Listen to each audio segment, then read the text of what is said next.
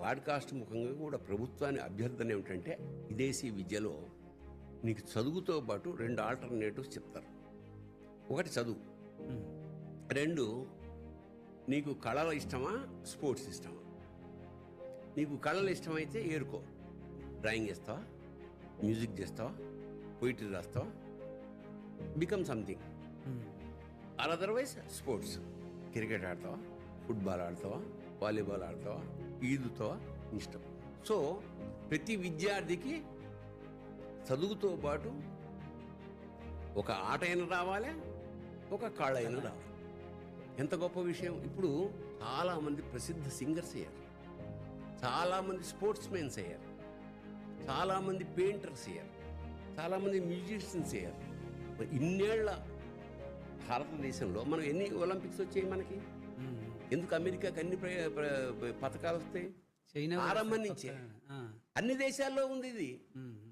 అన్ని దేశాల్లో చదువుతో పాటు సమాంతరంగా మన దాంట్లో కొన్ని కాలేజీలో అది కూడా ఆప్షనల్, ఇష్టం ఉంటే చెయ్యి, కాదు కంపల్సరీ. అక్కడ కొన్ని దేశాల్లో మిలిటరీ కంపల్సరీ, సింగపూర్ లాంటి దేశాల్లో మస్ట్, అది కూడా అవసరం. మీరు అన్నట్టు ఇప్పుడు చాలా అవసరం సార్. ఎందుకంటే 2015 రాకముందుకే వాళ్ళకి బీపీలు, షుగర్లు అన్ని అందుకనే లేనందుకు. ఎందుకంటే ఈ జబ్బుల్ని తగ్గించే లక్షణం 2 కళలకే ఉన్నాయి.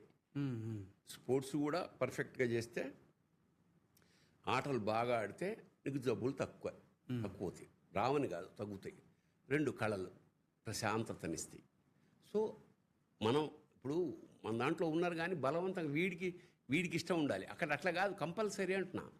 అలాగే కొన్ని దేశాల్లో మిలిటరీ శిక్షణ కంపల్సరీ, దానివల్ల క్రమశిక్షణ ఏర్పడుతుంది. సో నేనేమంటున్నా అంటే, నేను ఈ భారత ప్రభుత్వానికి లేదా ఎవరైనా సరే, మాకేసి ఎన్సీసీ ఉండేది కానీ అది కూడా ఆప్షనల్, స్కౌట్ ఉండేది ఆప్షనల్, అంటే నీకు ఇష్టం ఉంటే చేరచ్చు, అట్లా కాదు.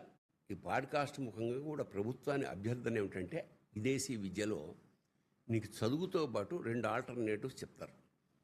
ఒకటి చదువు, 2 నీకు కళలు ఇష్టమా స్పోర్ట్స్ ఇష్టమా. నీకు కళలు ఇష్టమైతే ఏరుకో, డ్రాయింగ్ చేస్తావా, మ్యూజిక్ చేస్తావా, పోయిటరీ రాస్తావా, become something. Or otherwise sports, cricket ఆడతావా, ఫుట్బాల్ ఆడతావా, వాలీబాల్ ఆడతావా, ఈదుతావా, ఇష్టం.